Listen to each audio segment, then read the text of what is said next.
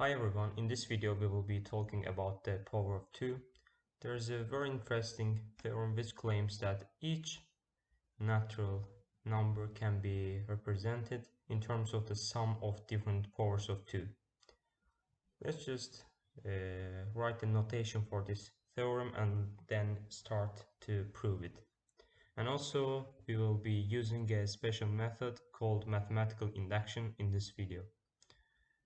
And let's write n is natural number, and the theorem claims that it can be represented in terms of sum of different powers of 2, and this continues to the till, for example, alpha m. And in order to prove this theorem we should just use the method called mathematical induction. Mathematical induction. Let's just talk about this method. In order to prove with the help of this method, we just write the theorem and check its whether it is true for the first 3 or 4 cases, and then we just claim that it's true till the number n. It is true for each natural number which is smaller than number n, and we try to prove it for n with the help of the previous ones, mainly the n minus 1. And if the theorem is correct at the end of the proof, we just tell that the theorem is correct for all cases. First of all, let's start with the natural number. First natural number is 1, as we know, and it can be represented as the power 2 to the power 0. And the second one is 2, and it can be also represented with 2 to the power 1. And the third one is 3, and we can also write it with the help of 2 to the power 0 plus 2 to the power 1. And let's write it for the fourth one, 4 2 to the power 2. And let's claim that this is correct and till the number n minus 1, and try to prove it till n. And if we just tell that there's the power of 2, there's always power of 2 which is smaller than or equal to the number n, and there's always the power of 2 which is plus 1 n and bigger than n. For example, let's try it out for number 10, and it is bigger than 2 to the power 3 and smaller than 2 to the power 4. And let's try it for another one, 25. It's bigger than 2 to the power 4 and smaller than 2 to the power 5, which is 32 and 16 here. And this is true that we can see with the help of these samples. And let's just take this part of the inequality and subtract 2 to the power n minus 1 from both sides, from both left hand side and right hand side.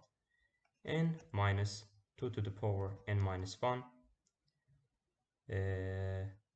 is less than 2 to the power n minus, again, 2 to the power n minus 1. And let's just write it in just let's just take n 2 to the power n minus 1 out of brackets, and here you'll see that it is 2. When we multiply this, it just gets 2 to the power n and minus 1, which is equal to 2 to the power n minus 1. And we see that the 2 to the power n minus 1 is bigger than n minus 2 to the power n minus 1. And we can write it for this part of the inequality. Let's just continue to the proof. and yes, uh, n minus 2 to the power n minus 1 is less than 2 to the power n minus 1, and it is bigger than it's less than 2 to the power n minus 1, and 2 to the power n minus 1 is less than n, less than or equal from the n. We use just this part of the inequality, and here we just tell that this is correct for all natural numbers n, and therefore